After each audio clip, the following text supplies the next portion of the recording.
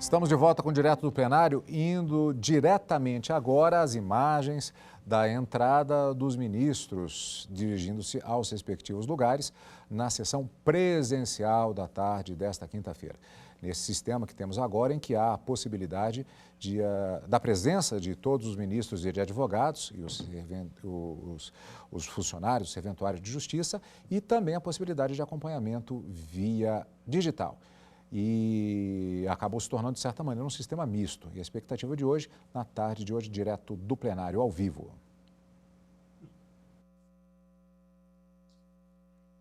Muito boa tarde, senhoras ministras, ministra Rosa Weber, minha vice-presidente, ministra decana, ministra Carmen Lúcia, ministro Ricardo Lewandowski, ministro Luiz Roberto Barroso, ministro Luiz Edson Fachin, ministro Alexandre de Moraes, ministro Cássio Nunes Marques, ministro Dias Toffoli, que entrou agora ali, nossas saudações, ministro Dias Toffoli e ministro André Mendonça. Esse é o nosso visual atual. Vamos dar início à abertura da 14ª sessão extraordinária do plenário do Supremo Tribunal Federal, saudando também o doutor Antônio Augusto Brandão de Aras, nosso procurador-geral da República, e iniciaremos dessa 14ª sessão com a leitura da ata da sessão anterior. Ata da 14ª sessão ordinária do plenário do Supremo Tribunal Federal, realizada em 18 de maio de 2022. Presidência do senhor ministro Luiz Fux, presentes à sessão os senhores ministros Gilmar Mendes, Ricardo Lewandowski, Carmen Lúcia, Rosa Weber, Roberto Barroso, Edson Fachin, Alexandre de Moraes, Nunes Marques e André Mendonça. Ausente, representando o Supremo Tribunal Federal na 14ª Conferência Ibero-Americana de Justiça Constitucional, o senhor ministro Dias Toffoli. Procurador-Geral da República, doutor Antônio Augusto Brandão de Aras. Abriu-se a sessão às 14h39, sendo lida e aprovada a ata da sessão anterior. Não havendo nenhuma objeção, considero aprovada a ata. Faço uma brevíssima resenha, porque ontem iniciamos o julgamento. Após o voto do relator, que fui eu, dando provimento ao recurso extraordinário, propus a tese que, ao final, vamos verificar se estão de acordo, e julgava improcedentes as ações diretas de inconstitucionalidade e dava provimento ao recurso extraordinário, oportunidade que o julgamento foi suspenso. Escolho, então, portanto, na ordem estabelecido no regimento interno, o voto de Sua Excelência, o ministro André Mendonça.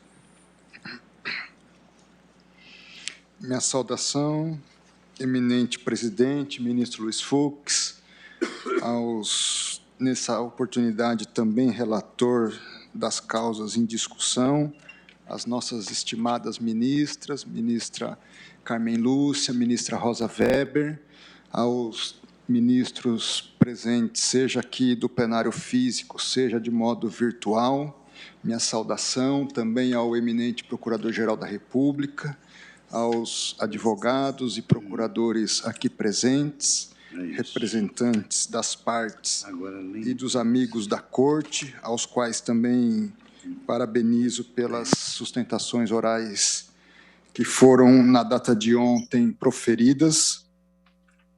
Apenas a título de registro, reafirmar a questão dos objetos em discussão no recurso extraordinário 1.224.374, a constitucionalidade ou não do artigo 165-A do Código de Trânsito Brasileiro, pertinente à validade ou não, sob a perspectiva constitucional, da infração administrativa autônoma em função da recusa do cidadão ou do condutor do veículo em se submeter ao teste do bafômetro.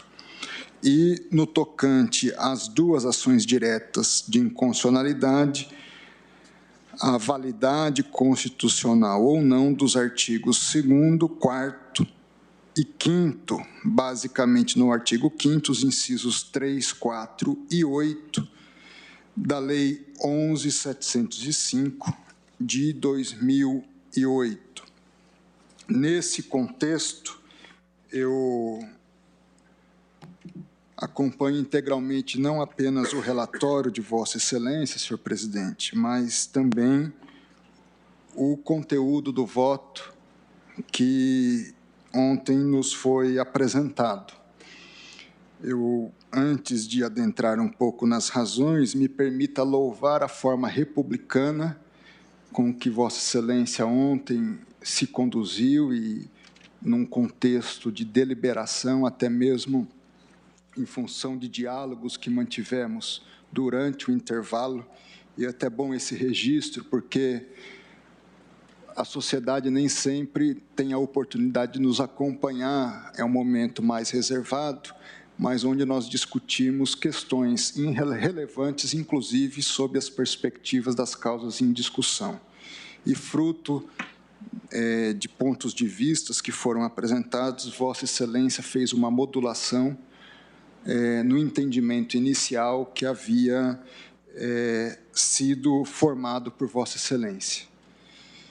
E dentro dessa perspectiva, e como Vossa Excelência trouxe uma justa causa de preocupação em relação à livre concorrência, no que toca ao objeto das discussões dos artigos 2º, 4º e 5º da Lei 11.705, apenas fazer a referência no tocante ao artigo 2º, que trata da possibilidade ou não de venda de bebida alcoólica nas faixas de domínio das rodovias federais. Há aí uma discussão em relação à livre iniciativa e possíveis restrições a essa livre iniciativa. E, nesse contexto, me permita trazer, sob minha leitura e sob minha ótica, 2 dispositivos da nossa Constituição que tratam da temática, um no artigo 1º, onde consta como um dos fundamentos da República Federativa do Brasil, a livre iniciativa. Lembrando que essa livre iniciativa ela está conjugada também com o disposto no inciso 2, que é a cidadania. Então, nós precisamos, a meu juízo, sem dúvida, considerar a livre iniciativa, mas também considerar a perspectiva da livre iniciativa com o adequado exercício da cidadania como um todo. De modo mais pontual, eu entendo que o parágrafo único do artigo 170 nos aclara essa conjugação, porque nele consta que a ordem econômica ela deve ser assegurada da seguinte medida: a todos o livre exercício de qualquer atividade econômica, independentemente de autorização de órgãos públicos, salvo nos casos previstos em lei. Então, penso eu que, nesse ponto, a restrição que é trazida pela lei, nessa perspectiva específica de venda de bebida alcoólica em faixa de domínio de rodovia federal, atende um valor importante da nossa Constituição, que é a preservação da vida e, por conseguinte, da cidadania plena dos nossos cidadãos. Também, no tocante a esse ponto, penso ser apenas importante registrar que a venda é restrita nos imóveis localizados na faixa de domínio e também em terrenos contíguos à faixa de domínio com acesso direto à rodovia. Ou seja, a perspectiva é aqueles que estão ali efetivamente numa caminhada, num trajeto a partir da malha rodoviária, mas não alcança possíveis terrenos contíguos que tenham uma outra perspectiva a partir de um acesso não direto às rodovias, o que preserva de modo não só razoável, mas proporcional, aí, penso eu, a livre iniciativa, com o ideal de preservação de vidas desses dispositivos dos quais nós estamos tratando. Além da própria ressalva do parágrafo 3º do artigo 2º, concernente à possibilidade de comércio dessa natureza nas malhas rodoviárias que estejam inseridas dentro das cidades, dentro do perímetro urbano.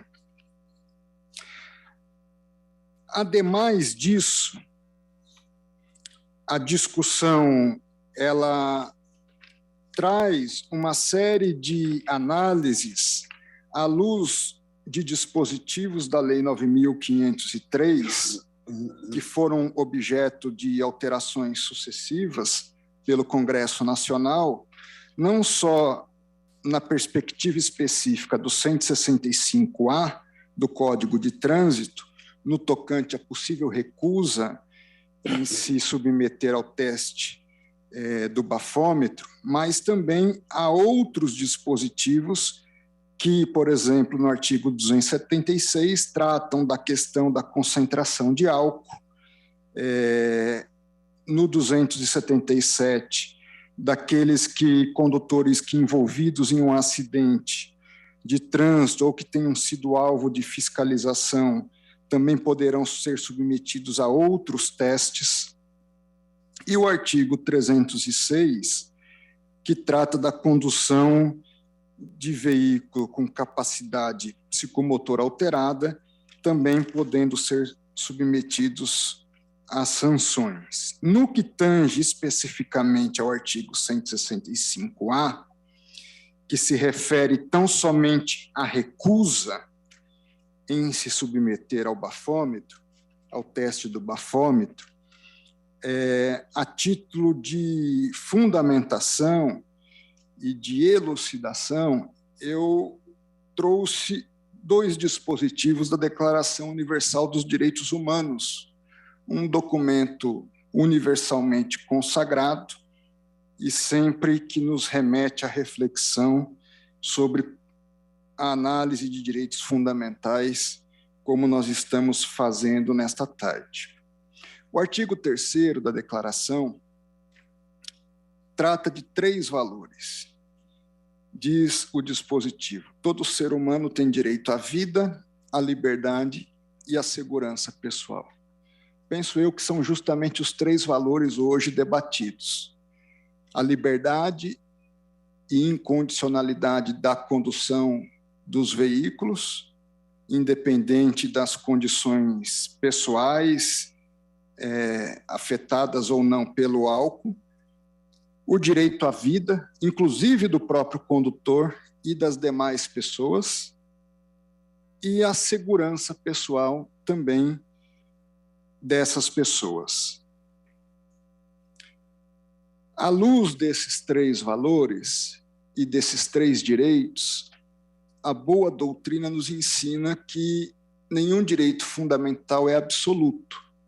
Ele deve ser analisado numa perspectiva de reciprocidade, de forma que o exercício da minha liberdade não afete de modo desproporcional ou com um risco além do devido os direitos fundamentais dos demais cidadãos. E o artigo 29 da Convenção, penso eu, nos traz de modo muito claro essa perspectiva. Diz o item 1 do artigo 29: todo ser humano tem deveres para com a comunidade. Então, na qual o livre e pleno desenvolvimento da sua personalidade é possível. Então, um Estado de direito e a existência de direitos fundamentais pressupõe, como corolário lógico, também a existência de deveres. Porque o exercício ilimitado de liberdades produz, segundo Montesquieu, segundo Rousseau, um Estado onde o que imperaria seria a lei do mais forte, onde haveria um caos e não um Estado de direito, e onde a cidadania poderia ser desenvolvida em sua plenitude ou, como diz o dispositivo, a própria personalidade humana. O item 2 do artigo 29 diz que no exercício dos seus direitos e liberdades, todo ser humano estará sujeito apenas às limitações determinadas na lei, que também é o caso. E o item 3, que esses direitos e liberdades não podem, em hipótese alguma, ser exercidos contrariamente aos objetivos e princípios das Nações Unidas. No caso específico, entendo, não podem ser exercidos contrariamente aos objetivos e princípios da própria Constituição. Dentro dessa perspectiva, eu acompanho integralmente o voto de Vossa Excelência para fins de também declarar a constitucionalidade dos artigos 2º, 3º e 4º da Lei 11.705, de 2008, e, portanto, julgar improcedente as respectivas ações diretas, bem como declarar a constitucionalidade do artigo 165-A do Código de Trânsito Brasileiro, razão pela qual dou, nesse aspecto, provimento ao recurso extraordinário do Estado do Rio Grande do Sul para restabelecer a validade do auto de infração de trânsito lavrado pelo recorrente, acompanhando, assim, inteiramente o voto de Vossa Excelência e a tese que suas considerações concluíram ao final. É como voto, senhor presidente. Muito obrigado, ministro André Mendonça. Como vota agora Sua Excelência, o ministro Nunes Marques?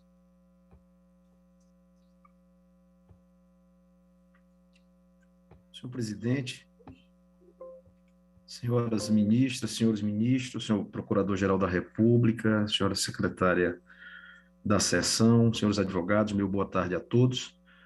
Senhor presidente, em respeito ao precioso tempo do plenário desse tribunal, eu vou apenas apresentar um resumo do meu voto e, posteriormente, faria a juntada do texto completo.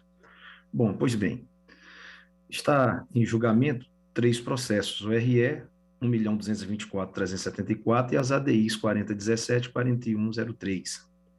Todos de relatoria de Vossa Excelência, senhor presidente, já foram devidamente relatados. Eu me abstenho, portanto, de recontar a história dos processos.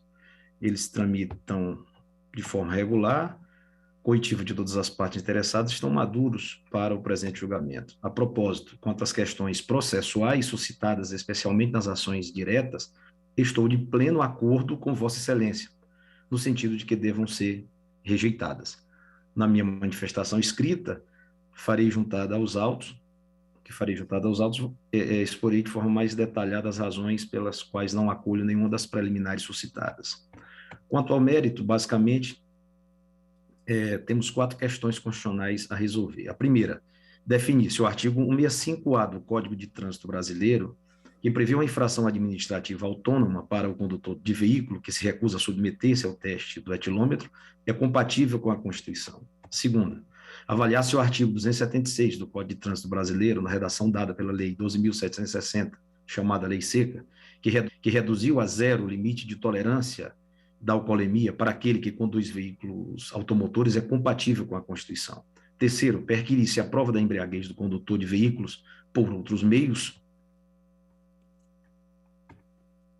quando este se recusa a realizar o exame do etilômetro, está de acordo com a Constituição. E, por último, analisar se a proibição da venda de bebidas alcoólicas nas zonas rurais às margens das estradas federais, conforme determinam os artigos 2º, 3º e 4º da Lei de Regência, está de acordo ou não com a Constituição. Colocadas nesses termos as questões constitucionais, passo a análise de cada uma delas. Primeiro, recusa ao teste do bafômetro, artigo 165-A do CTB.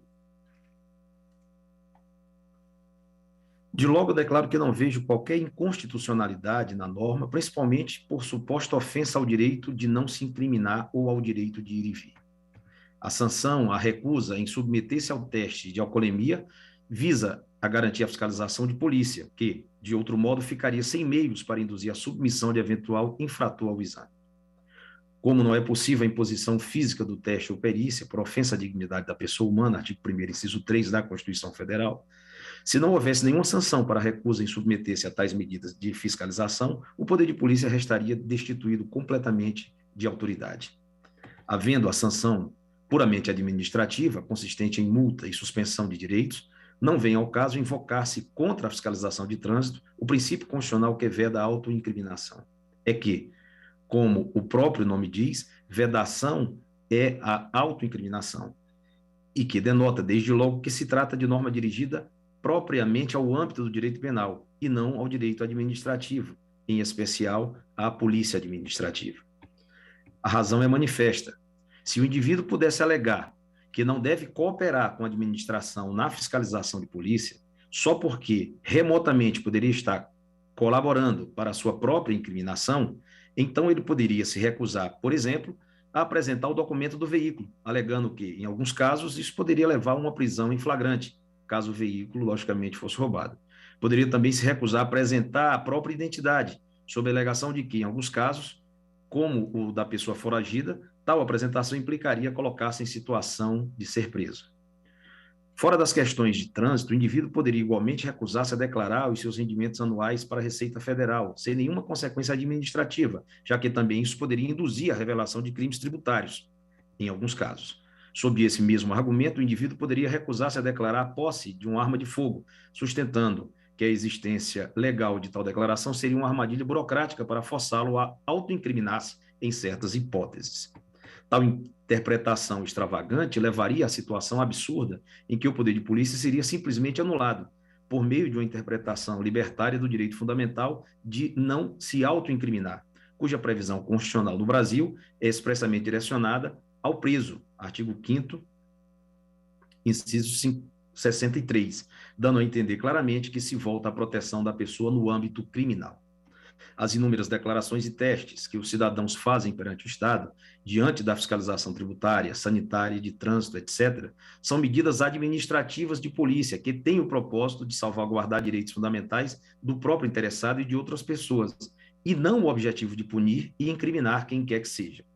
Embora possa incidentalmente nascer de um procedimento fiscalizatório desses, uma notícia-crime, ou até mesmo uma prisão em flagrante, é somente a partir destas, e não antes, que se pode invocar a incidência de garantias próprias do processo penal, entre as quais aquela de não se auto-incriminar.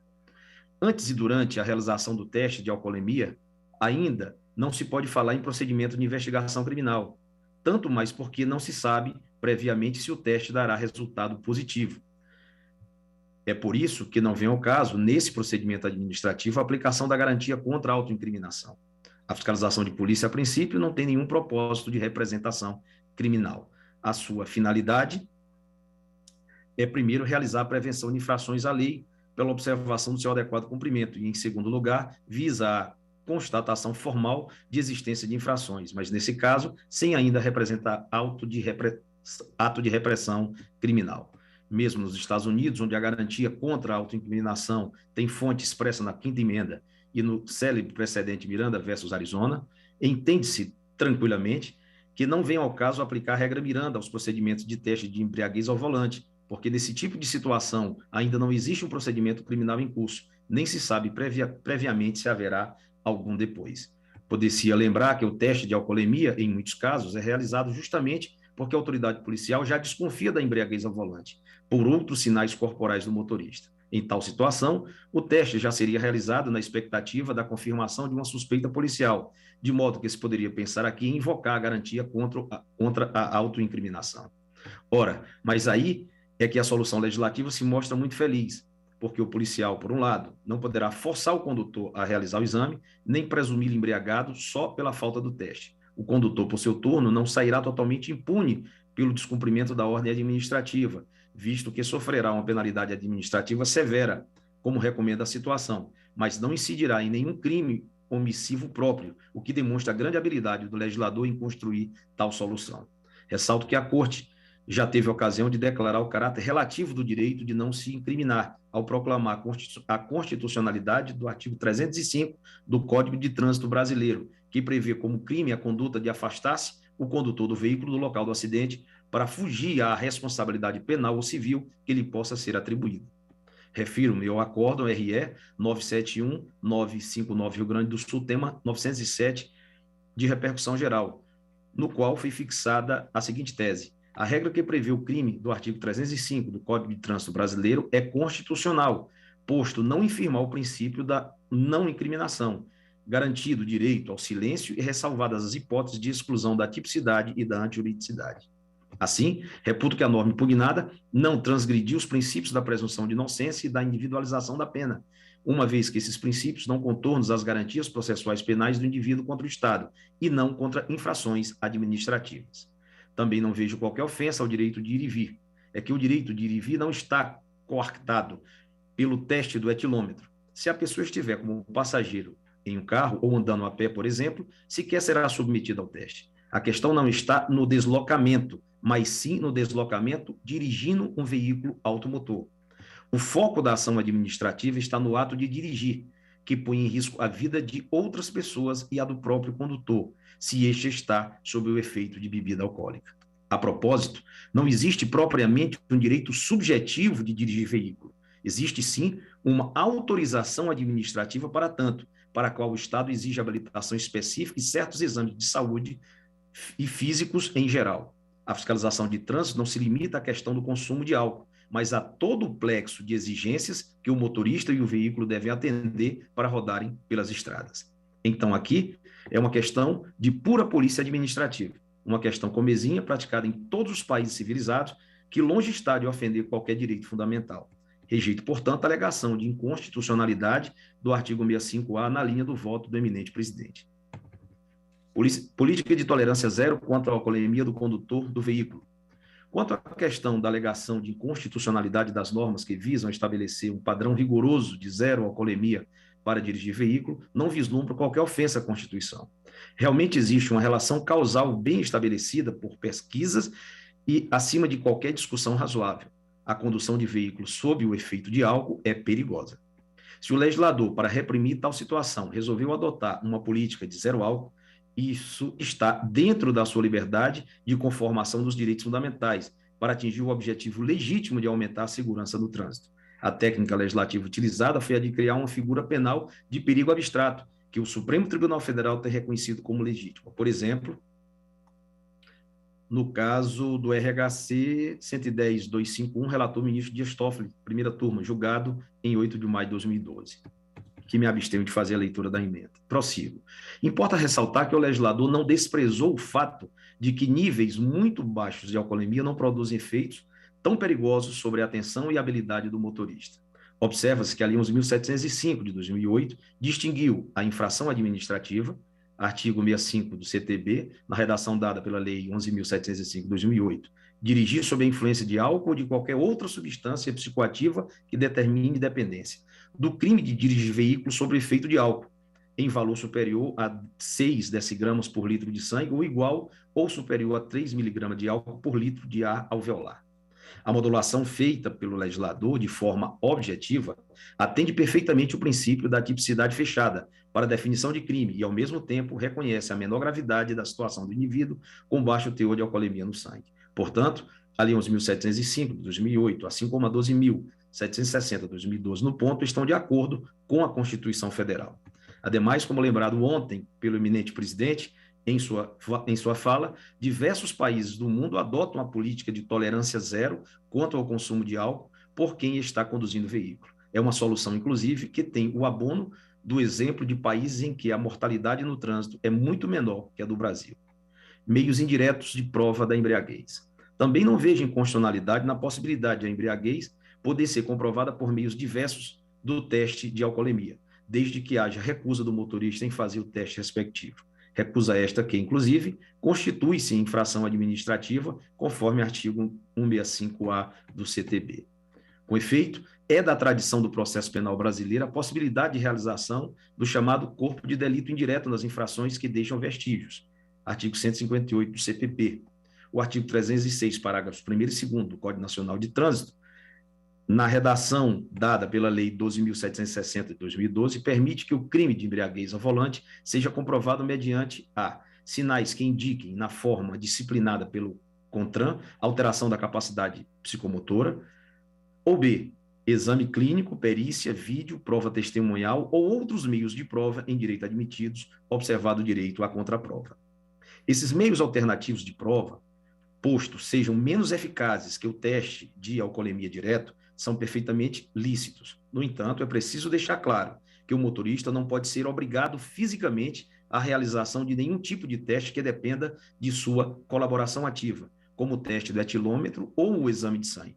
Isso decorre mesmo da dignidade do ser humano, artigo 1º, inciso 3 da nossa Carta Magna, o qual não pode ser fisicamente compelido a fazer ou não fazer, cabendo sempre sanções indiretas em casos tais, conforme lição antiquíssima que nos vem desde os romanos, democode poteste ad facto. Até mesmo por isso, justifica-se a adoção pelo legislador de outros meios de prova para a caracterização do crime de embriaguez ao volante, sem que tais meios impliquem presunção absoluta de veracidade, pois se trata de mecanismos ordinários de prova, sujeitos sempre à refutação por meio de contraprovas convincentes e, de resto, sujeitos à contraprova e à ampla defesa no processo penal. Em suma, não vejo inconstitucionalidade alguma na norma que prevê a submissão a teste de alcoolemia ou exame direto de motorista envolvido em acidente de trânsito ou que for alvo de fiscalização de trânsito, dado que se trata de típica medida de polícia administrativa estipulada de forma proporcional e razoável em favor do direito fundamental à saúde e à vida de pedestres e motoristas. Tal norma seria inconstitucional apenas se considerasse que ela abriga a possibilidade de execução forçada do exame ou teste, mas não é o caso. Essa interpretação, sim, levaria à inconstitucionalidade da norma, tendo em vista que violaria a dignidade da pessoa humana. Nesse sentido, o tribunal decidiu, por exemplo, que mesmo a vacinação compulsória, uma medida sanitária de grande alcance, aplicável a toda a população, não poderia se dar de modo forçado, sob pena de ofender a dignidade humana. Nesse sentido, disse com grande propriedade o eminente ministro Ricardo Lewandowski, nos autos da ADI 6586. A vacinação compulsória não significa vacinação forçada, por exigir sempre o consentimento do usuário, podendo, contudo, ser implementada por meios de medidas indiretas, as quais compreendem, dentre outras, a restrição ao exercício de certas atividades ou a frequência de determinados lugares, desde que previstas em lei ou dela decorrentes. Volto eu. Pela mesma razão, com os diversos testes de alcoolemia, podem até ser considerados compulsórios ao motorista que seja convidado a fazê-lo pela fiscalização de trânsito, mas não podem ser forçados. O que a legislação pode trazer, e de fato traz, são sanções indiretas para estimular a realização do exame, tais como multas e suspensão do direito de dirigir. Dentro desse contexto, não vejo inconstitucionalidade alguma na utilização de outros meios de prova para verificação da embriaguez, assegurado sempre ao cidadão o direito de acesso à justiça para questionar ato do poder público que considere abusivo. Venda de bebida alcoólica nas margens das estradas federais. A questão da venda de bebidas em estabelecimentos às margens das estradas federais precisa ser considerada com muita atenção. Ao contrário de todas as medidas anteriores referidas, teste do bafômetro, tolerância zero, prova indireta da embriaguez, está aqui uma medida que não se dirige contra o motorista, mas sim contra o empresário que vende bebidas em certas regiões do país. É, portanto, não apenas uma medida de polícia de trânsito, mas também de uma intervenção no domínio econômico. Cumpre observar que na própria tramitação da medida provisória no âmbito do Congresso Nacional, que deu origem à lei ora impugnada, houve uma adequação. Restringiu-se tal proibição aos estabelecimentos rurais que vendam bebidas alcoólicas para consumo no próprio local. Esse recuo do legislador, no entanto, não foi suficiente para superar todas as evidentes inconstitucionalidades dessa proibição de comércio. Isso porque há um problema lógico fundamental que não foi superado. O legislador instituiu a proibição de uma atividade comercial, até então perfeitamente ilícita, sobre a falsa premissa de que tal vedação iria melhorar a segurança no trânsito. Ora, não há prova alguma de que exista relação de causalidade entre a venda de bebida alcoólica às margens das rodovias federais e os acidentes de trânsito provocados pelo consumo de álcool. Na verdade, não existe qualquer tipo de estudo que tenha justificado racionalmente a medida. O fato que realmente induz os acidentes desse tipo consiste em o motorista dirigir veículo sob o efeito de bebida alcoólica, mas o local da aquisição da bebida talvez não seja relevante para a estatística comprovada. Certo, pode-se presumir, mais ou menos com base no senso comum, que a circunstância de o estabelecimento estar próximo à via facilita a junção desses dois elementos, motorista alcoolizado e direção. Porém, essa presunção não tem senão o abono da intuição ou de alguma credulidade. Uma simples observação da realidade mostra que a venda de álcool em qualquer lugar, a qualquer hora, pode promover a reunião de um motorista alcoolizado e de um automóvel, em ponto distante do local do consumo. Isso porque os automóveis percorrem grandes distâncias em pouco tempo. O motorista pode beber em área urbana, num bar, por exemplo, e em algumas horas depois dirigir centenas de quilômetros. Outro pode adquirir a bebida na área rural, ingeri-la e fazer o percurso inverso da área rural para a área urbana. Outro, também na área rural, pode ter bebida alcoólica em casa, possivelmente até em estoque, e assim pode consumir a bebida e dirigir um veículo. Enfim, são inúmeras e diversificadas as situações que podem gerar a situação altamente arriscada de um indivíduo dirigir o veículo sob efeito de álcool. Ao escolher essa hipótese, essa situação, qual seja, venda de bebida às margens de rodovias federais em áreas rurais, enfatizando o lugar da venda, o legislador agiu de modo irracional, ao meu sentir, pedindo licença a todos que pensam de forma diferente. E, portanto, concluo, inconstitucional ao cessear a liberdade econômica de alguns, e na grande maioria, pequenos e específicos empresários por todo o território nacional. O tribunal tem acentuado que as medidas estatais, inclusive as legislativas, precisam se pautar pela racionalidade, de modo a atender a cláusula do devido processo legal em seu sentido substancial. Nesse sentido, colaciono a ADI 1407, em sede de medida cautelar, de relatoria do ministro Celso de Mello. O Estado não pode legislar abusivamente. A atividade legislativa está necessariamente sujeita à rígida observância de diretriz fundamental que, encontrando um suporte teórico no princípio da proporcionalidade, veda os excessos normativos e as prescrições irrazoáveis do poder público. O princípio da proporcionalidade, que extrai a sua justificação dogmática de diversas cláusulas constitucionais, notadamente daquela que veicula a garantia do substantivo devido processo legal, acha-se vocacionada a inibir e a neutralizar os abusos do poder público no exercício de suas funções, qualificando-se como parâmetro de aferição da própria constitucionalidade material dos atos estatais. A norma estatal, que não veicula qualquer conteúdo de razoabilidade, presta obséquio ao postulado da proporcionalidade, ajustando-se à cláusula que consagra, em sua dimensão material, o princípio do devido processo legal. Essa cláusula tutelar, ao inibir os efeitos prejudiciais decorrentes do abuso do poder legislativo, enfatiza a noção de que a prerrogativa de legislar outorgada ao Estado constitui atribuição jurídica essencialmente limitada, ainda que o momento de abstrata instauração normativa possa repousar em juízo meramente político ou discricionário do legislador. Volto eu. No caso dos autos, entendo que essa desproporcionalidade é flagrante. O legislador atacou uma falsa causa para resolver o problema, efetivamente existente, da embriaguez ao volante. Como disse acima, não há nenhuma base fática objetivamente comprovada de que a venda de bebidas em estabelecimentos às margens de uma rodovia federal seja mais prejudicial do que a venda de bebida em qualquer outro lugar. Por outro lado, farmácias também vendem várias substâncias psicoativas que podem alterar a capacidade para conduzir veículo automotor. Será que poderia vir uma lei, então, proibindo a instalação de farmácias à beira das estradas federais? Reputo que não. Pela mesma razão pela qual não vejo sentido em instituir uma proibição assentada sobre uma relação de causalidade não comprovada.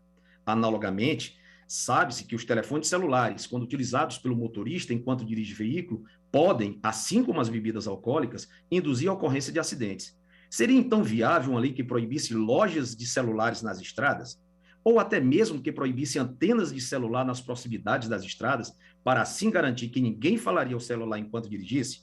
Parece-me claro que essa seria uma medida, talvez, até irracional. Ainda nessa linha, sabemos que é proibido fumar em aviões, o que é perfeitamente razoável, porque esse tipo de comportamento diminui comprovadamente a segurança dos voos. Será que proibir a venda de cigarros nos aeroportos estaria em linha com essa proibição? Parece-me que não. O que deve ser evitado é o ato de fumar durante o voo, e não todos os fatos prévios que remotamente produzem essa conduta. Não havendo estudos, estatísticas ou sequer inferência racional que aponte a eliminação da venda de bebidas às margens das estradas federais, trará alguma consequência prática para a diminuição de acidentes de trânsito? Qualquer medida em tal sentido será meramente resultado de uma vaga intuição ou até mesmo de uma superstição política sem base racional. E, por isso, viola o devido processo legal substancial ao proibir desproporcionalmente uma atividade econômica lícita. Outra questão é que as estradas federais são em número muito menor do que as estradas estaduais e os caminhos vicinais. No entanto, a proibição incide apenas sobre as margens de estradas federais, numa disciplina inconsistente com a realidade do país. Durante a tramitação da medida provisória, o senador Francisco Dornelles, em seu parecer, chamou a atenção para outro fato. O estabelecimento às margens da BR pode vender o seu produto para muitas pessoas que não são motoristas, inclusive alguns que estejam em um veículo na condição de passageiros.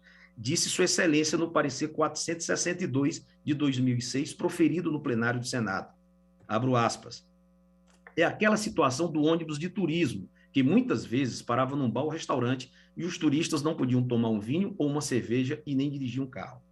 A Câmara acabou com essa proibição na área urbana. Entretanto, deixou essa punição ou proibição para armazéns, hotéis fazenda, pousadas, supermercados, bares e restaurantes em áreas rurais.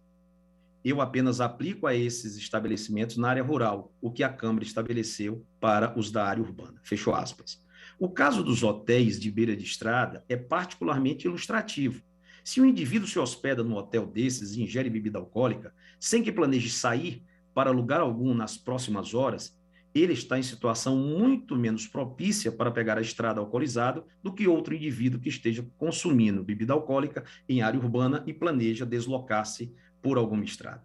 Acresce que a proibição estabelecida na lei é frágil para o propósito de evitar a combinação de álcool e direção, porque apenas se volta contra situações de consumo no próprio local da venda da bebida.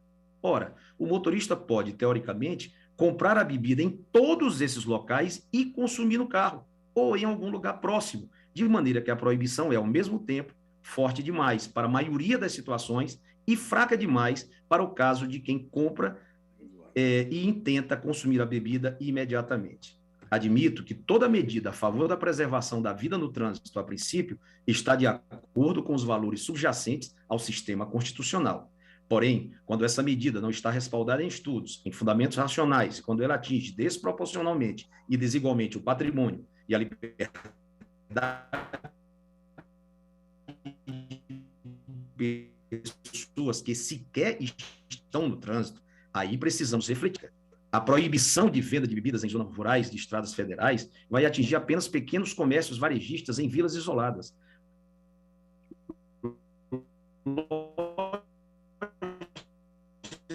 De conveniência de postos de gasolina que não vende grandes quantidades de bebidas alcoólicas, ao passo que lojas especializadas em bebidas, depósitos de bebidas, bares, restaurantes, etc., só por estar em áreas urbanas ficarão livres da proibição, como se não houvesse acidente nas áreas urbanas, em razão do consumo de álcool, ou como se o motorista da área urbana necessariamente não fosse dirigir numa estrada federal. Parece-me, portanto, com todas as vênias, que a proibição legal é inconstitucional, por violar a razoabilidade, a igualdade e a liberdade de iniciativa, sendo inconstitucional a proibição de venda de bebidas alcoólicas em estabelecimentos às margens de rodovia federal, torna-se inconstitucional também o estabelecimento da competência da Polícia Rodoviária Federal para fiscalizar tal vedação.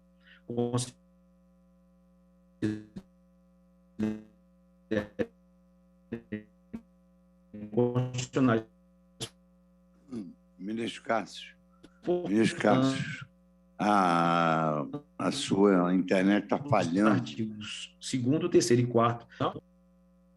Bom, já vou para a parte dispositiva, presidente. Só para concluir, eu dou provimento ao recurso extraordinário, RE 1.224.374, para reformar o acórdão recorrido, a fim de restabelecer a sentença que julgou improcedente o pedido da parte autora. Quanto às ações diretas, conheço de ambas e julgo-as parcialmente procedentes para declarar inconstitucionais os artigos 2º, 3º e 4º da Lei 11.705 de 2008 e para declarar constitucional o artigo 1º da Lei 12.760 de 2012, nos pontos em que instituiu o nível 0 de tolerância ao álcool ao conduzir veículo e permitiu a prova dos níveis de alcoolemia no sangue por meios alternativos ao etilômetro. É como voto, senhor presidente. Muito obrigado, ministro Nunes Marques. Passo agora a palavra à sua excelência, ao ministro Alexandre Moraes.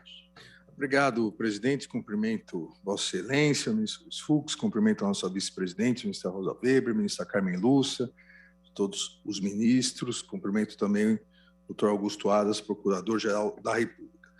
Presidente, eu vou fazer um rápido resumo, uma vez que o assunto já bem discutido, ontem bem exposto, voto de Vossa Excelência, com o cumprimento pela profundidade da análise, e hoje trazido novamente nos votos do eminente ministro André Mendonça e Nunes Marques. Duas questões, o tema 1079, de repercussão geral, questão da constitucionalidade do chamado bafômetro, do artigo 165-A do Código de Trânsito brasileiro, qual estabelece como infração autônoma de trânsito a recusa do condutor a se submeter ao teste, ao bafômetro, e as ADIs relacionadas à comercialização de bebidas alcoólicas em rodovias federais. Presidente, ambos os assuntos, na verdade, estão ligados à mesma causa que foi discutida aqui por Vossa Excelência e pelos ministros que o seguiram, os efeitos do álcool e as repercussões dos acidentes de trânsito, consequentemente, os custos em relação à vida, à saúde individual e à saúde pública. Os custos relacionados à saúde pública são custos gigantescos em relação aos tratamentos, à necessidade, os acidentes causados pelos motoristas embriagados. A Organização Mundial de Saúde, já foi citado aqui, de acordo com o seu relatório global, 15% das mortes decorrentes de acidentes de trânsito, no 2012, foi a última análise, 15% decorrentes de acidentes de trânsito atribuídos ao álcool. E no Brasil, 18%. Ou seja, o Brasil tem uma média acima da média mundial. É uma média 20% acima da média mundial. E isso, eu vou depois rapidamente citar, isso justifica um tratamento mais enérgico por parte do Brasil e de outros países que também têm uma média acima da média mundial. Aproximadamente, presidente, isso já estudos de 2021, aproximadamente 370 mil mortes derivadas de acidentes de trânsito atribuídas a álcool, ou seja, a motoristas alcoolizados. Dados importantes também do Observatório Nacional de Segurança Viária de 2017, e isso é importante ao analisarmos essa questão, mostram que desde a aprovação da lei até 2015, nós, no Brasil, vínhamos observando uma queda no número de mortes e de acidentes causados por motoristas embriagados. A partir de 2015, essa curva se inverteu e houve um ligeiro, e vem ocorrendo até hoje, um ligeiro aumento, exatamente porque a fiscalização diminuiu. Ou seja, após a adoção da lei, a fiscalização, as publicidades e propagandas de educação no trânsito, se dirigir se beber não dirija, isso teve uma acentuada queda no número de acidentes, no número de mortes. E de 2015, 2016 para cá, isso reverteu exatamente como eu disse, nós não podemos placitar uma frouxidão na fiscalização, porque ao diminuir a fiscalização, lamentavelmente, o número de mortes vem aumentando. Só para fazer essa comparação dos números de 2017, desse observatório, nós tivemos 47 mil mortes no trânsito.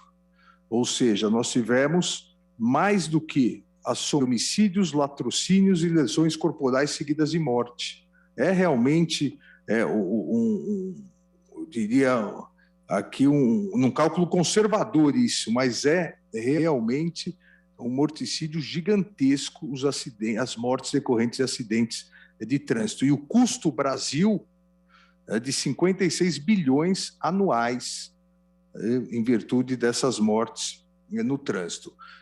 Por que isso? Mortes e sequelas. Não só as mortes, como as pessoas sequeladas, e o Observatório Nacional de Segurança Viária fez essa comparação. Com esse custo Brasil derivado disso, seria possível construir 28 mil escolas ou 1.800 hospitais por ano. Então, é uma chaga da sociedade. A lei pode não ser, as leis aqui podem não ser perfeitas, mas vieram combater. Por isso que eu digo, é importante verificar a causa. Não surgiu do nada, e as sustentações orais, e cumprimento todos os advogados que fizeram as sustentações orais, cumprimento na pessoa da doutora Fernanda Figueira Tonedo Braga, procuradora do Estado do Rio Grande do Sul, que se encontra aqui no auditório, e cumprimento também a sustentação oral do doutor Augusto Aras. Isso foi dito nas sustentações orais, há uma causa, houve uma causa para isso. E essa causa e as características brasileiras, e eu, no voto, eu coloco um gráfico disponibilizado no site Vias Seguras. Essa causa foi tratada pelo Congresso Nacional de modo, ao meu ver, razoável, adequado, coerente. Foi tratado, que mostra que na década de 2009 a 2019 houve reflexos importantíssimos na diminuição do número de mortes. Então, o gráfico demonstra exatamente isso. Apesar dessa ligeira alteração a partir de 2016, nem de perto se voltou aos índices lá de trás. A partir disso, a partir dessas causas e das peculiaridades brasileiras, muito foi dito, tanto na audiência pública que Vossa Excelência presidiu, como aqui na tribuna de alguns oradores, que o Brasil seria extremamente rigoroso, a tolerância zero, e a partir disso não seria razoável, haveria uma inconstitucionalidade por ausência de razoabilidade. E parece que não, presidente. Cada país tem as suas características. Vossa Excelência citou bem a questão dos Estados Unidos, por ter um tratamento global diverso, não seria o paradigma, mas mesmo lá que há um nível de tolerância, se o motorista é pego dirigindo embriagado, ou imediatamente, ou ele se declara alcoólatra, na maioria dos estados deve ir para um tratamento de alcoolismo, ou ele é preso. Então, o tratamento é rigoroso. Eu cito vários países aqui, e cada país tem, como eu disse, as suas características, mas há países mais rigorosos ainda que o Brasil. Aqui mesmo na América, o Paraguai e o Uruguai, assim como o Brasil, tolerância zero, mas, por exemplo, no Japão, o motorista embriagado que atropela e acaba matando uma pessoa, ou que seja um acidente de trânsito e uma pessoa morre, a pena prevista, uma delas, é prisão perpétua. Há um rigorismo. E, em relação a testes, o direito comparado mostra situações interessantes. Na Suécia, autovias, tem pedágios em que as barreiras eletrônicas, quando vai pagar o pedágio, já testam instantaneamente, é obrigatório o teste instantâneo, e se verificar que o condutor consumiu álcool, imediatamente as cancelas não levantam, e a polícia é acionada.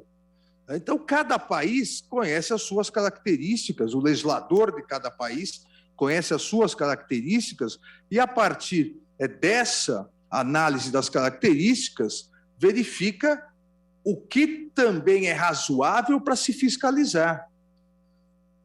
O Brasil já tinha antes proibições, já tinha níveis, mas se mostravam, sejam ineficientes, seja da parte de vista de fiscalização, inoperantes. E a nova legislação veio estabelecer esses novos requisitos.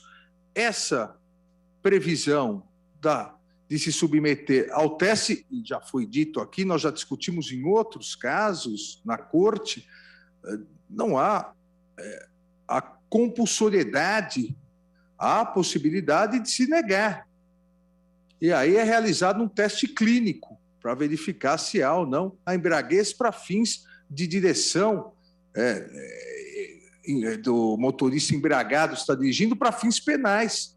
Agora, ele pode sofrer uma sanção administrativa ao se negar, como pode, foi salientado aqui pelos ministros que me antecederam, como também pode sofrer uma multa se o policial rodoviário, o policial de trânsito solicitar sua carteira nacional de habilitação e ele não estiver com a carteira nacional de habilitação ou se negar a entregar. Ele também sofre uma multa. São sanções administrativas, a meu ver, possíveis e razoáveis, até porque a expedição da carteira nacional de habilitação é um ato administrativo, que dá essa autorização de licença aos particulares para não só, e aqui me parece importante, nessa parte administrativa, dá autorização para começarem a dirigir, mas junto com isso vem toda uma obrigatoriedade de seguir as normas de trânsito. Quando se obtém a CNH, não só se obtém o direito de dirigir, mas o dever de dirigir segundo as normas previstas no Código de Trânsito brasileiro. E uma delas, um desses deveres é exatamente se submeter à fiscalização estatal. Uma fiscalização razoável, mas uma fiscalização estatal, porque é uma atividade controlada pelo poder de polícia. Tanto Vossa Excelência, presidente, quanto o ministro André, e agora o ministro Nunes Marques, colocaram que afastar esses mecanismos de controle é afastar o poder de polícia. E afastar o poder de polícia é simplesmente relegar a lei à total ineficácia, com resultados drásticos, tanto do ponto de vista de vida, de sequelas relacionadas a lesões graves, quanto do ponto de vista econômico, como citei, do custo Brasil, a necessidade da saúde pública, cuidar desses acidentes, das pessoas sequeladas, das pessoas e das pessoas que sofrem também a morte e seus familiares. Então, não me parece que seja esse o caso de impedir o poder público de realizar uma fiscalização razoável como a prevista. Também aqui, presidente, afasto, seja no primeiro caso, não vou entrar, isso já foi detalhado, a questão da não autoincriminação, aqui não me parece que haja autoincriminação, até porque, para se caracterizar a direção embriagada, por embriaguez, não basta a recusa de realizar o teste do bafômetro. A lei prevê a substituição por um teste clínico e atestado teste clínico. Não se pode fazer a confusão da consequência administrativa da recusa com a consequência penal. Não há um automatismo. Recusei e pratiquei o crime. Não. A substituição é pelo teste clínico. Então, eu entendo que nem há esse conflito entre os direitos entre o direito à não autoincriminação e aqui a vida, a saúde pública. E, se houvesse, o legislador aqui prestigiou o direito da coletividade, a segurança viária, visando a vida, visando a saúde. Mas, repito, aqui não há, a meu ver, esse conflito de interesse. Da mesma forma, presidente, em relação à proibição de venda de bebidas alcoólicas nas rodovias federais, se é verdade que não há uma, vamos dizer, uma pesquisa detalhada de se realmente quem viaja bebeu e cometeu um acidente, se bebeu aqui nesse posto, naquele, como bem citou o ministro Nunes Marques, também, por outro lado, é verdade que se nós pegarmos os TOs, os talões de ocorrência da Polícia Rodoviária Federal, nós vamos verificar que, após os acidentes, a verificação desses acidentes onde se constatou a morte de alguém, um acidente grave, alguém bebeu, porque bebeu, vai se verificar que parou no posto antes, almoçou antes, ou seja, há uma relação de causa e efeito. Não se tirou do nada essa proibição. E uma proibição que vem se mostrando eficaz porque houve a diminuição de acidentes, uma diminuição grande de acidentes, e isso é facilmente ou mais facilmente perceptível em cada operação que é realizada nas rodovias federais.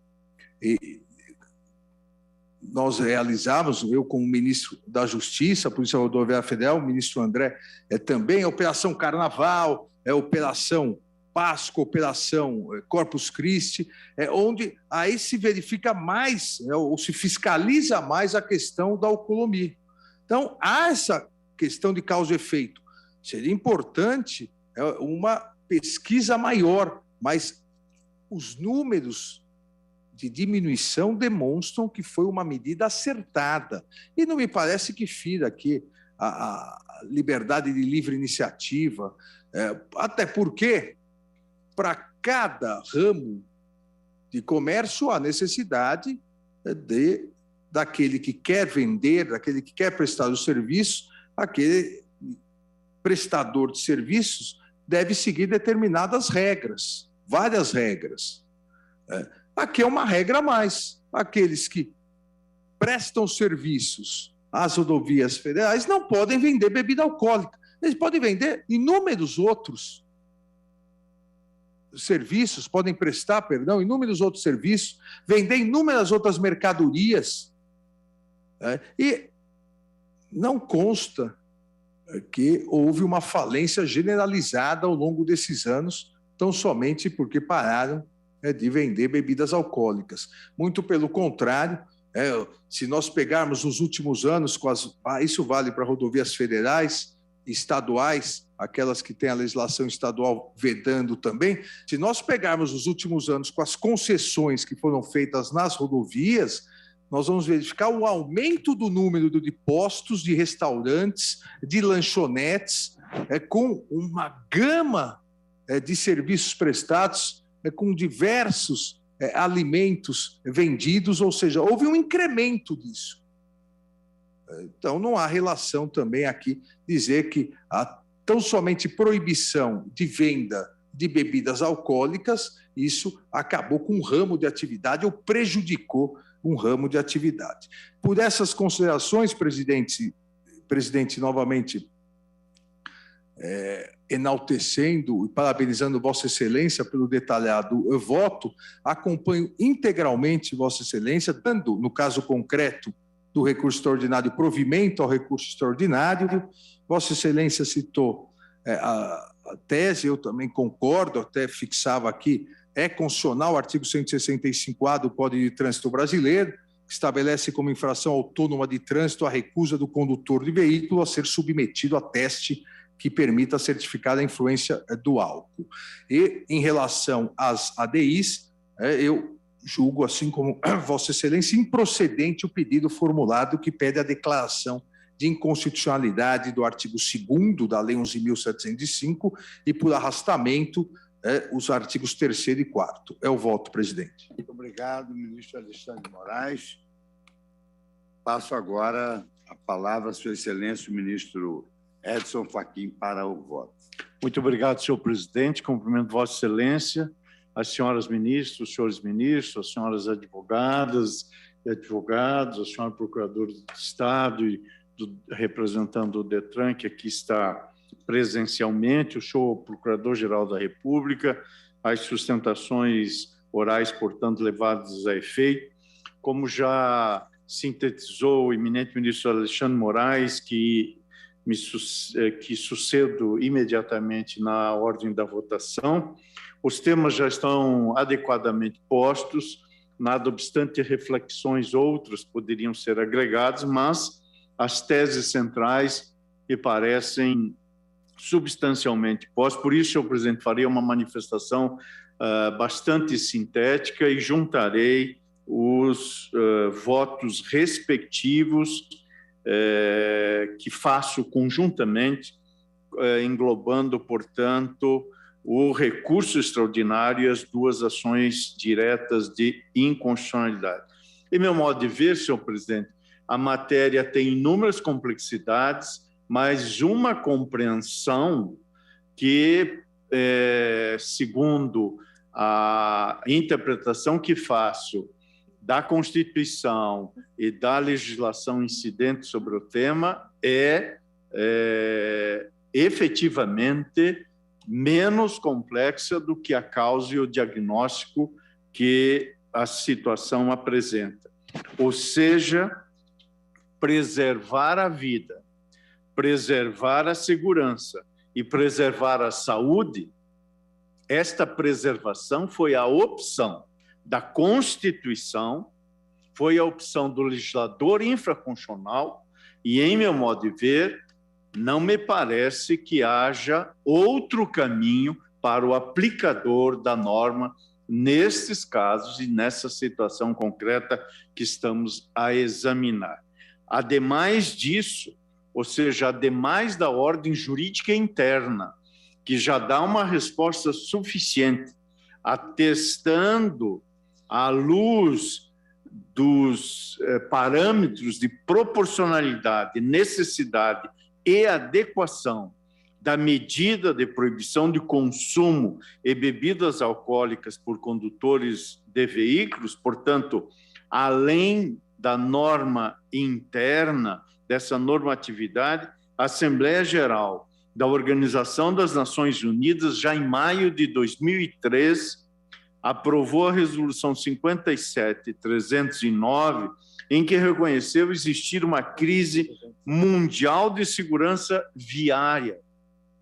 E não por acaso, nos Objetivos de Desenvolvimento Sustentável da Agenda 2030, a meta 3.6 e também o item 11.2 cuidam da redução das mortes e ferimentos por acidentes em estradas. E o Brasil ocupa a nada honrosa posição de 5º lugar no ranking dos países com maiores índices de morte no trânsito, conforme dados também da própria da Organização Mundial de Saúde de 2019. A imprudência, o descaso e a mais chocante e irreconhecível incivilidade brasileira no trânsito decorrem, como alertou Roberto da Mata, abro aspas, da ausência de uma visão igualitária do mundo, justamente num espaço inevitavelmente marcado e desenhado pela igualdade mais absoluta entre seus usuários, como ocorre com as ruas e avenidas, as estradas e viadutos, fecho aspas. Estou a citar Roberto da Mata no inspirado e lúcido texto intitulado Fé em Deus e Pé na Tábua. E o subtítulo é Ou Como e Por que o Trânsito Enlouquece no Brasil, é um texto de 2010, que se possa manter a fé, mas a norma constitucional e a legislação infraconstitucional colocaram um limite ao pé na tábua. E tenho a impressão que é este limite que se projeta para o julgador.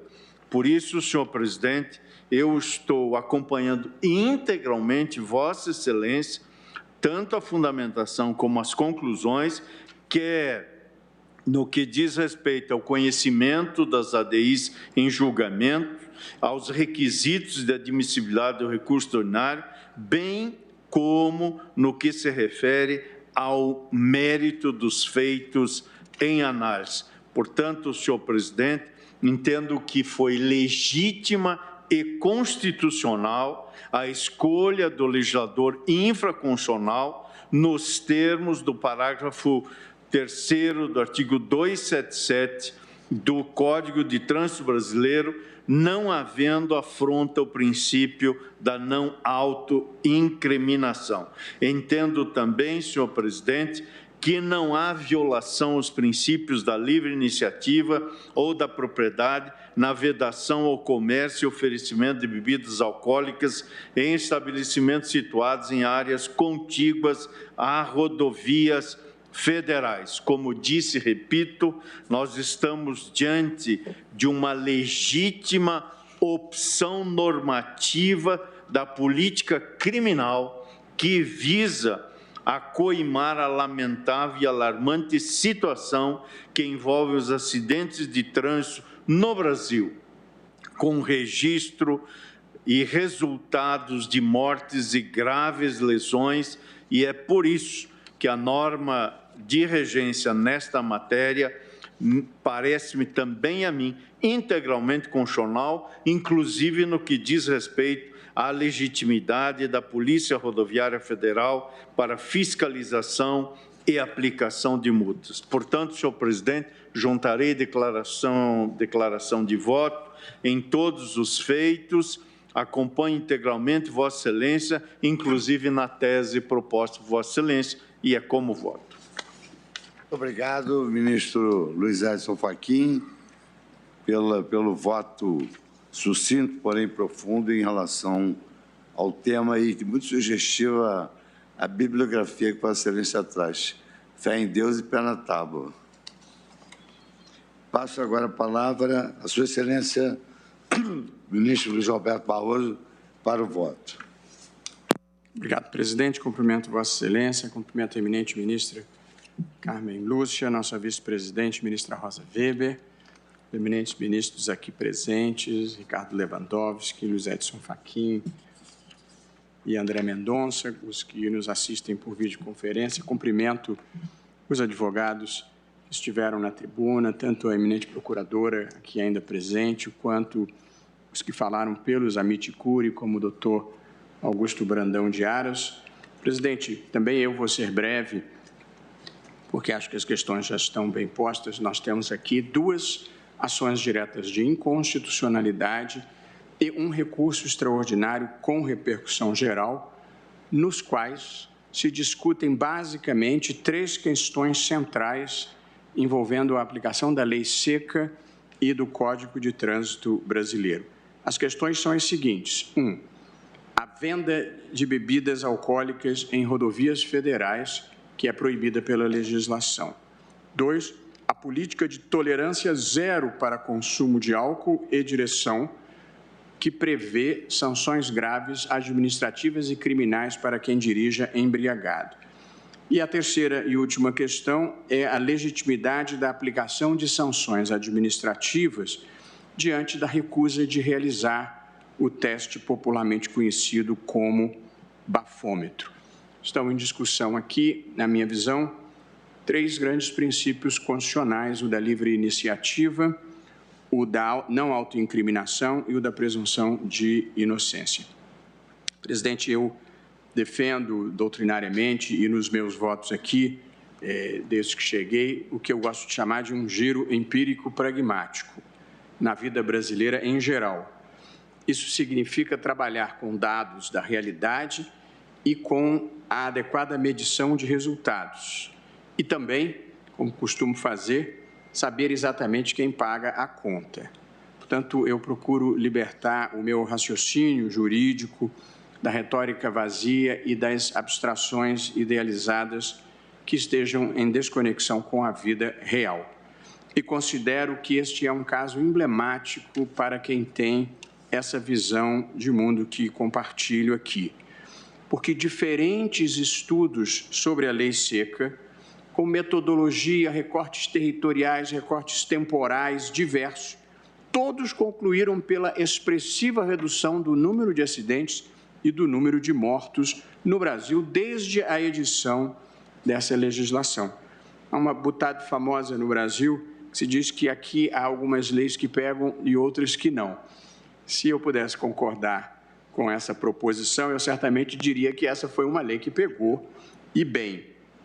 As pesquisas e os seus dados, presidente, eu estou juntando no meu voto escrito, mas documentam uma muito significativa redução de mortes no trânsito a partir da edição dessa legislação, embora, ainda assim, no Brasil, em 2021, tenham morrido 32 mil, em 2019, tenham morrido 32 mil pessoas, o que é um número ainda aterrador, embora signifique uma redução expressiva. Entre 2014 e 2019, houve uma redução de 30% no índice de mortos por grupos de 100 mil habitantes. Uma redução de 30%, nós estamos falando de milhares de vidas. Mas, ainda assim, 32 mil mortes no trânsito por ano é um número absurdo que nós precisamos continuar a enfrentar. Esses são dados relacionados a todos os óbitos, não apenas os decorrentes de embriaguez, mas ainda assim são dados muito significativos.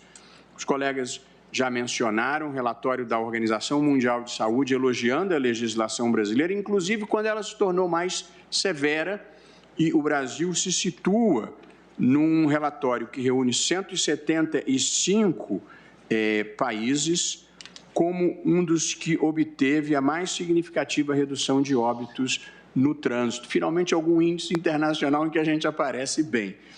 As estatísticas demonstram que a lei seca evitou 41 mil mortes entre 2008 e 2016, e os dados sobre óbitos em São Paulo e em Brasília e a redução decorrente dessa legislação também são muito significativos.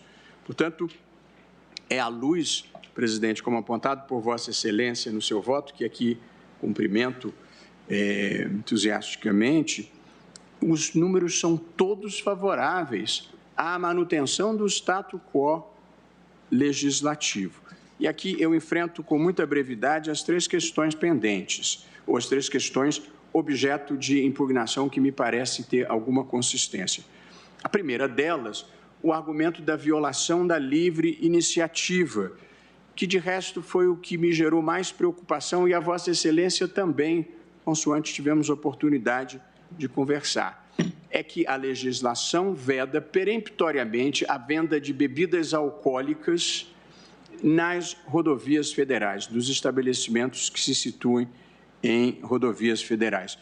E esta pode parecer, à primeira vista, uma restrição excessiva, porque o que se quer é impedir que o condutor de veículos consuma bebidas alcoólicas. O passageiro ou o carona poderiam beber sem qualquer risco para terceiros. Aliás, essa foi a ideia que prevaleceu no voto do eminente ministro Cássio Nunes Marques, entendendo que aqui havia efetivamente uma violação à livre iniciativa, à liberdade econômica, por se impor uma restrição excessiva. E eu devo dizer a Vossa Excelência que, tal como Vossa Excelência e como o ministro Cássio, também eu refleti mais longamente sobre esse ponto, porque, de fato, há uma restrição, e é uma restrição grave. Porém, ao ponderar a livre iniciativa com os valores que foram bem atendidos por essa proibição, que são a proteção da vida e da integridade física do próprio condutor e de terceiros, eu me convenci que a opção do legislador era razoável. No mínimo, ela se situava dentro da sua liberdade de conformação, sem ter assim penso, ultrapassado o limite dos limites, que é o respeito à proporcionalidade. E também não considero impróprio, como arguído numa das ações, que a Polícia Federal, a Polícia Rodoviária Federal, faça essa fiscalização, porque aqui não se trata da Polícia Federal exercendo a fiscalização de uma atividade comercial, mas sim de a Polícia Federal cumprindo o seu papel de fiscalização na segurança do trânsito. Portanto, eu, considerando seriamente o argumento da violação de livre iniciativa, eu o supero para reconhecer como legítima a vedação da venda de bebidas alcoólicas à beira das estradas federais. O segundo argumento que merece ser tratado é o do princípio constitucional da vedação da não autoincriminação, na medida em que essa legislação prevê sanções administrativas a quem recuse se submeter ao teste, a quem recuse soprar o bafômetro, que é uma espécie do gênero, mas é a mais praticada. E, portanto, a recusa em se submeter ao bafômetro sujeita o condutor a consequências que vão do recolhimento da sua carteira e do veículo no ato e, ao final do procedimento administrativo, uma penalidade de multa e, eventualmente, suspensão da carteira por 12 meses. E, portanto, argumentou-se que punir alguém por se recusar a produzir uma prova contra si violaria esse princípio constitucional da não autoincriminação. Como nós sabemos, e já foi posto aqui, o princípio da não autoincriminação ele é originário do direito penal. E, embora, presidente, eu até ache que ele possa ter eventual aplicação no âmbito do direito sancionatório não penal em situações extremas, não considero que estas sanções são graves o suficiente para justificar essa transplantação do princípio da área penal para a área administrativa. Nós estamos aqui falando de a recusa de soprar o bafômetro gerar consequências administrativas, nem medida privativa de liberdade, nem medidas alternativas de privação de direito. Apenas uma retenção da carteira, um recolhimento temporário do veículo e eventual pena de multa ao final.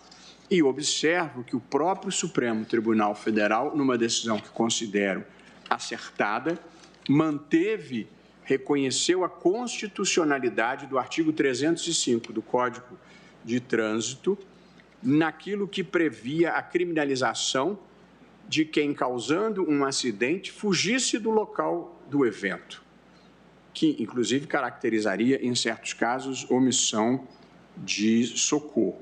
Portanto, não acho que haja violação à não autoincriminação e tampouco acho que haja violação ao princípio da presunção da inocência, porque mesmo a criminalização da direção sob influência de álcool, afetando as capacidades psicomotoras, elas não decorrem automaticamente da recusa em soprar o bafômetro. É preciso que a autoridade de trânsito, a autoridade administrativa, a autoridade policial, lavre um auto circunstanciado, documentando as razões pelas quais, mesmo sem o sopro ao bafômetro, constatou que pela fala, pela conduta ou pelas atitudes daquele condutor, ele estava claramente embriagado. Portanto, não há uma violação da presunção de inocência, mas sim a documentação adequada de um estado de embriaguez, colocando em risco a vida das demais pessoas. Concluo, portanto, presidente, pedindo vênia ao eminente ministro Cássio Nunes Marques, cujos argumentos compreendi e me pareceram ponderáveis, mas aos quais não estou aderindo.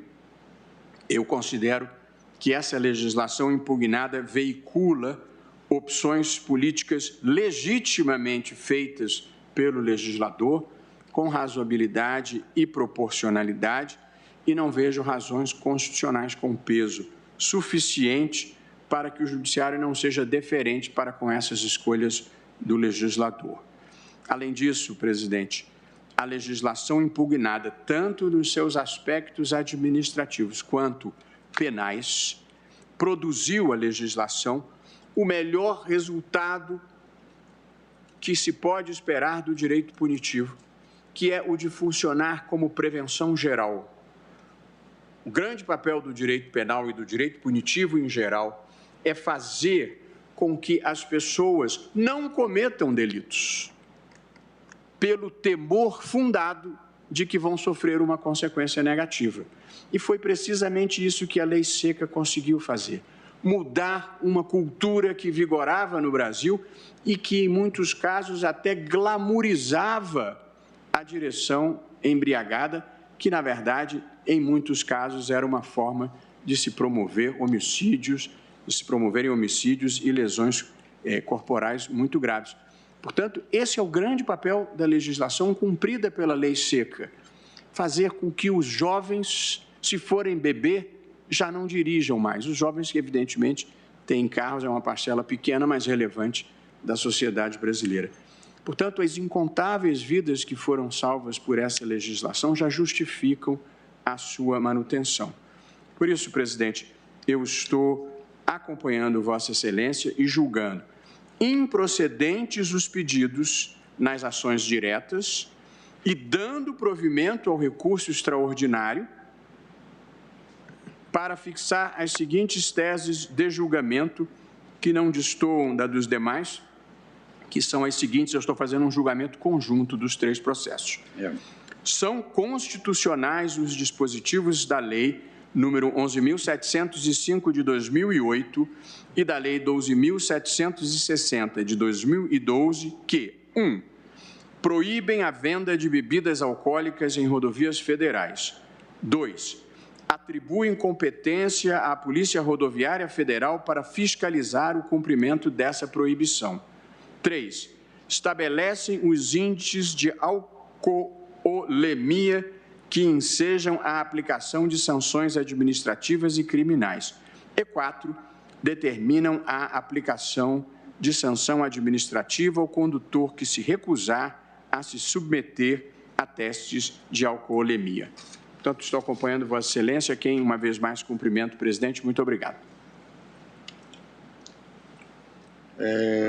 Agora, em razão de um compromisso, eu vou me permitir indagar aos ministros Rosa Weber e Dias Toffoli se anuem quanto à votação antecipada da ministra Carmen Lúcia, o que eu defiro.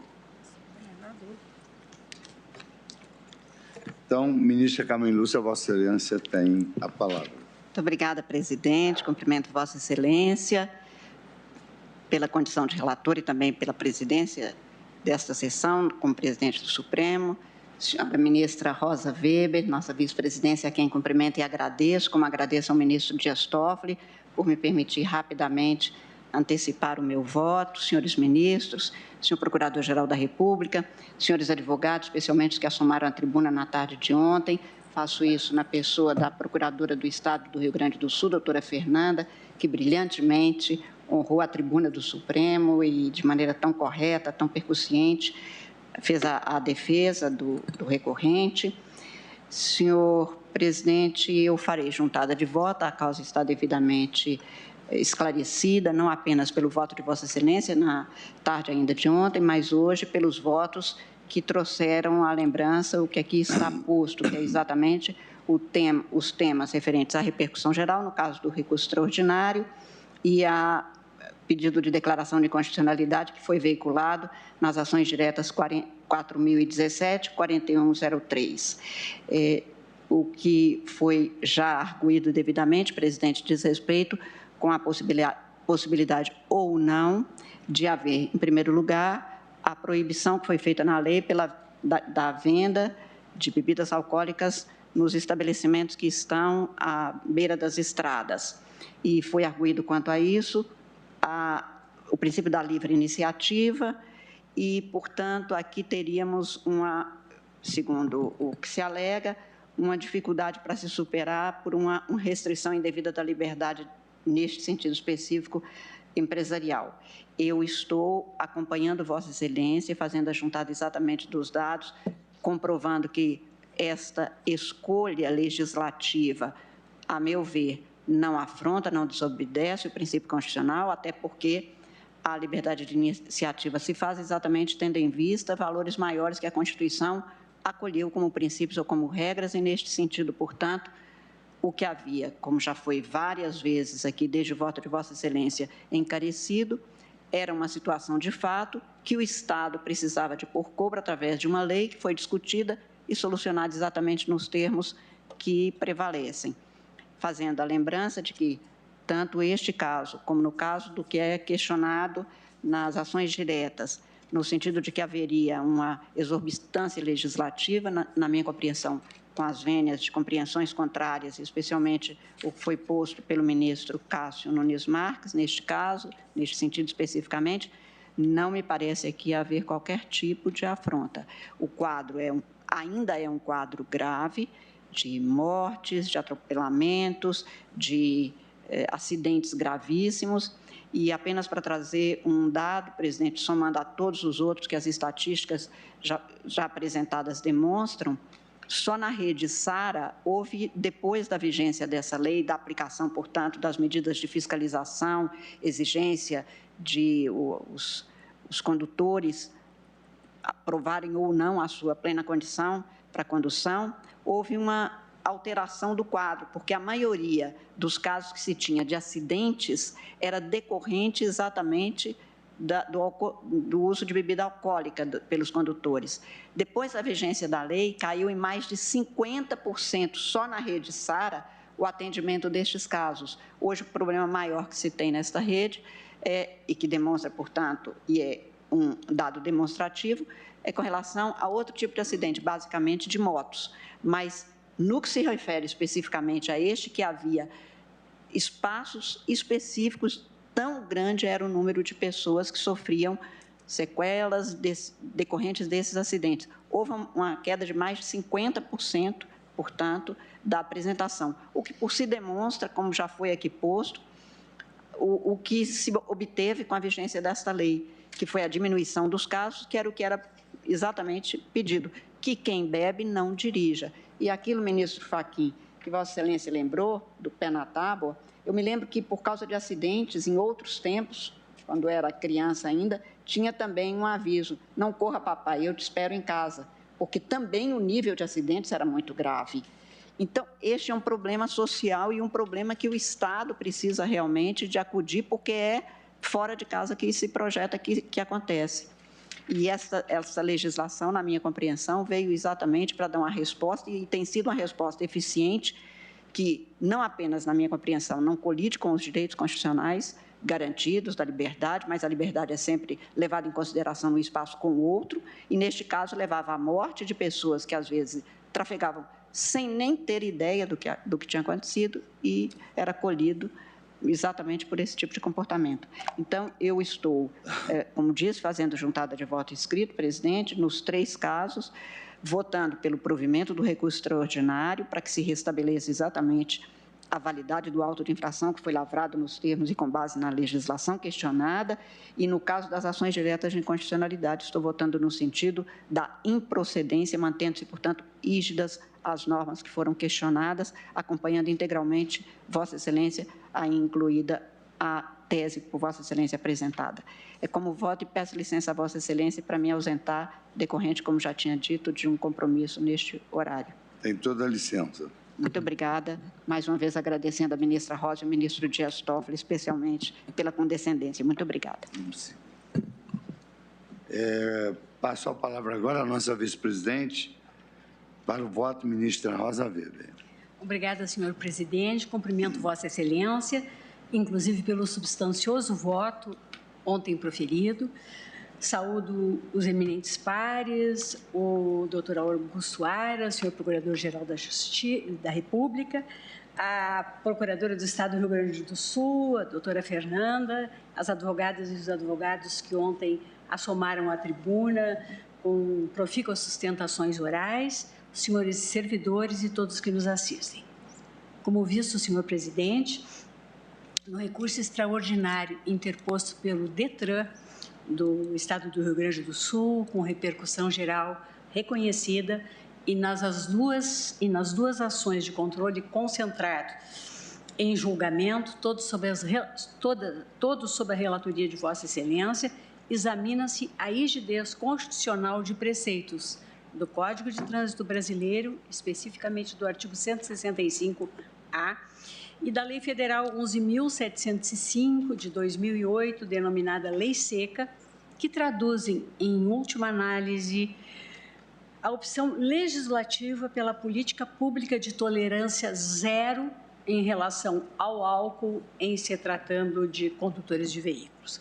Trago o voto escrito, senhor presidente, que eu juntarei aos autos, em que acompanho na íntegra Vossa Excelência, mas diante de tudo que já foi exposto pelos colegas que me antecederam e em benefício do tempo, permito-me apenas duas brevíssimas observações. Quanto à alegada inconstitucionalidade material da norma que estabelece a proibição da venda varejista ou oferecimento de bebidas alcoólicas para consumo no local, na faixa de domínio de rodovia federal ou em terrenos contíguos, enfatizo que também eu, em absoluto, diviso ofensa às liberdades fundamentais invocadas. Os preceitos contestados apenas regulamentam a restrição da venda e uso de bebidas alcoólicas em ambientes próximos às rodovias federais e respectivas estradas de acesso, de modo a equalizar de forma proporcional o conflito dos direitos envolvendo, de um lado, a proteção à vida, à saúde e à integridade física das pessoas, em especial aquelas que utilizam meios de transporte em tais rodovias, e, de outro lado, o exercício das liberdades individuais e da autonomia privada. Igualmente inocorrente, na minha visão e com a devida vênia dos que pensam de forma diversa, violação da livre iniciativa, do livre comércio e da livre concorrência. A comercialização do produto, bebidas alcoólicas, repito, não é objeto de proibição geral e abrangente, fixadas apenas restrições razoáveis que visam, repito, a proteção da saúde do consumidor, limites aos quais estão sujeitas quaisquer atividades econômicas. Esse mesmo entendimento veio a prevalecer no julgamento da ADI 4351, da minha relatoria, na qual reconhecida a compatibilidade com o texto constitucional de lei estadual que vedava o consumo de cigarro e outros produtos fumígenos em ambientes fechados. Quanto à recusa à realização de procedimentos de aferição de alcoolemia, destaco que o Código de Trânsito Brasileiro, ao expressar a preocupação do legislador federal com a administração da justiça, com a segurança no trânsito e, por conseguinte, com a preservação dos direitos à integridade da vítima, à incolumidade pública e à saúde dos usuários das vias públicas, não malfere os princípios da ampla defesa e da não autoincriminação, garantidos no texto constitucional, até porque não há direitos absolutos e, de qualquer sorte, não visualizo o pretendido conflito. Dou provimento, pois, senhor presidente, ao recurso extraordinário e julgo improcedentes os pedidos deduzidos nas ADIs, acompanhando Vossa Excelência. É o voto. Muito obrigado, ministra Rosa Weber. Agora passo a palavra à Sua Excelência, o ministro Dias Toffoli. Boa tarde, senhor presidente. Na pessoa de Vossa Excelência, cumprimento a todos que nos acompanham, os colegas e todos que estão presentes presencialmente ou virtualmente. Senhor presidente, desde logo anuncio que acompanho Vossa Excelência em todas as conclusões que Vossa Excelência também externou na data de ontem e, portanto, estou a acompanhá-lo. Registro apenas, por dever de registro histórico, e esse comentário, por exemplo, que fez o ministro Luiz Roberto Barroso, há leis que pegam e que não pegam, essa é uma lei que pegou, embora também, como ele, eu não concorde com esse ditado popular, todas as leis elas hão de realmente ter enforcement, e o judiciário está aí exatamente para fazê-lo, mas lembrar que, tal qual a política pública de combate ao tabagismo teve à sua frente o hoje senador José Serra, essa campanha da criminalização e da sanção da ingerência de bebida alcoólica e utilização após e uso do volante,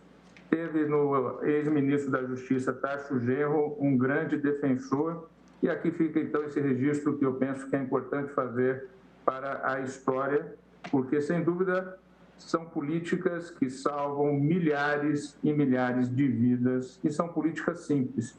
Então fica aqui esse registro. Acompanhe Vossa Excelência, senhor presidente. Muito obrigado, ministro Dias Toffoli. Passo agora a palavra à sua excelência, o ministro Ricardo Lewandowski. Senhor presidente, cumprimento Vossa Excelência e, ao fazê-lo, cumprimento todos os demais presentes. A matéria já está mais do que discutida, esclarecida, e eu quero também adiantar que acompanho integralmente os votos de Vossa Excelência e dizer rapidamente que a alegação de que houve, no caso, que examinamos aqui conjuntamente, violação ao princípio da livre iniciativa, ao princípio da não intervenção do Estado no domínio econômico, ao princípio da não autoincriminação e também ao princípio da liberdade individual, não procedem esses argumentos, senhor presidente, porque existem outros valores que devem ser ponderados, neste caso, como, por exemplo, o direito à vida, à saúde, a incolumidade física, a segurança individual e coletiva, que claramente devem prevalecer. Portanto, senhor presidente, eu, com essas brevíssimas considerações, porque tudo mais já foi sobejamente acrescentado, exposto e com muita pertinência. Então, senhor presidente, acompanho Vossa Excelência para dar provimento ao recurso extraordinário e julgar improcedente as ações diretas de inconstitucionalidade. Muito obrigado, ministro Ricardo Lewandowski. Agora concedo a palavra ao nosso decano, ministro Gilmar Mendes, para o voto. Boa tarde, presidente. Também o cumprimentando. Desde já também eu antecipo que adiro integralmente à posição trazida por Vossa Excelência. Como se lembra, e já foi lembrado agora, mais recentemente, pelo ministro Dias Toffoli, os dispositivos impugnados situam-se no bojo de um histórico esforço do Congresso Nacional para fazer frente a um gravíssimo problema de saúde pública. Congresso que fora aqui dignificado na sustentação oral produzida pelo ilustre deputado federal Hugo Leal. Assim, inicio porque não se pode perder de vista que os diplomas legislativos em causa tinham por pressuposto um estado de coisas que se pretendia enfrentar, ou seja, fatos legislativos, os quais, diante deles, foram cogitadas prognoses. Para fim de ambos evidenciar fatos e prognoses do legislador, tenho por adequado apenas colacionar pequeno excerto da exposição de motivos interministerial da medida provisória. A peça destacou alguns efeitos nefastos provocados pelo uso de substâncias psicoativas e, sobretudo, pelo consumo excessivo de álcool na condução de veículos automotores.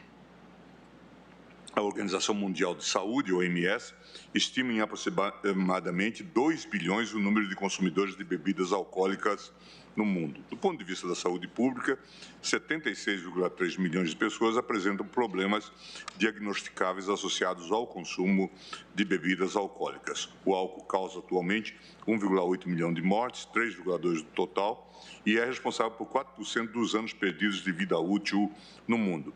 Entre as décadas de 70 e 90, o consumo de álcool cresceu mais de 70% entre os brasileiros. E aí fala do estudo da Secretaria Nacional Antidrogas, Senad, realizou em parceria com a Universidade Federal de São Paulo, e diz o seguinte: esse estudo de abrangência nacional detectou que 52% dos brasileiros acima de 18 anos consomem bebida alcoólica pelo menos uma vez ao ano.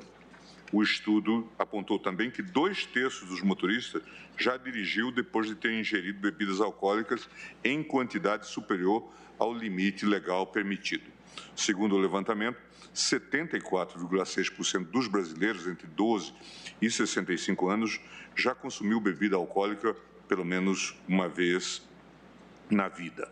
Outro ponto importante, diz ainda a exposição, é a pesquisa realizada em 98 por iniciativa da Associação Brasileira de Departamentos de Trânsito, a BIDETRAN, em 4 capitais brasileiras, Salvador, Recife, Brasília e Curitiba, o qual apontou que entre as 865 vítimas de acidente, quase um terço, 27,2%, apresentou taxa de alcoolemia superior a de 0,6 gramas por litro, índice limite definido pelo Código de Trânsito Brasileiro.